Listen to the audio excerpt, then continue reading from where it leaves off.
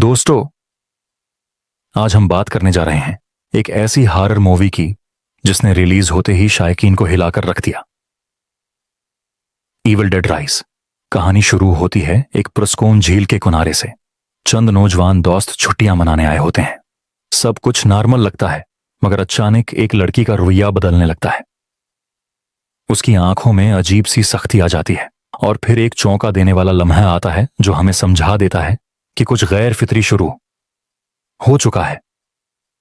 लेकिन असल कहानी यहां से नहीं, बल्कि शहर के अंदर एक पुरानी टूटती हुई अपार्टमेंट बिल्डिंग से शुरू होती है।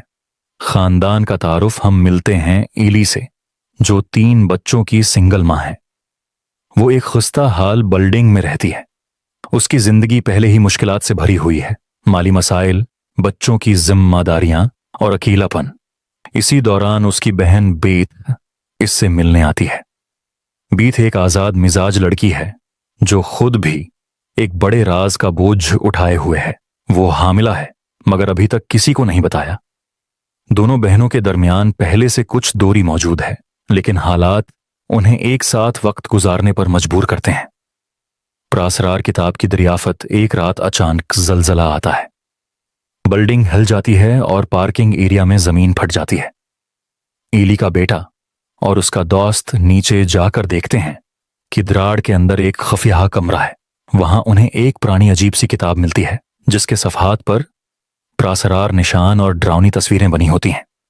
यह आम किताब नहीं, ये वही मनहूस किताब है जो बदरूहों को आजाद करती है। बच्चे तजस्सुस में आकर उसके साथ मिली हुई पुरानी रिकॉर्डिंग चला देते हैं। रिकॉर्डिंग में एक पादरी की आवाज सुनाई देती है जो किसी कदीम रस्म का जिक्र कर रहा होता है। जैसे ही अल्फाज मुकम्मल होते हैं, कुछ बेदार हो जाता है। एली पर कब्जा अचानक लफ्ट बंद हो जाती है। एली लुफ्ट में अकेली होती है। लफ्ट झुटके खाने लगती है, लाइट्स टमटमाने लगती हैं और फिर खामोशी। जब दरवाजा खुलता है तो एली पहले जैसी नहीं रहती। उसकी आंखों में अजीब चमक, आवाज में सर्दी और चेहरे पर गैर फितरी मुस्कुराहट। वो दरअसल एक शैतानी ताकत के कब्जे में आ चुकी होती है। अपार्टमेंट में कैद जल्द ही बिल्डिंग के दरवाजे बंद हो जाते हैं। बाहर जाना मुमकिन नहीं रहता। तूफानी बारिश और तबाह शुदा सीढ़ियां सबको अंदर कैद कर देती हैं। एली आहिस्ता आहिस्ता अपने ही बच्चों के खिलाफ खतरनाक रवैया अपनाना शुरू कर देती है।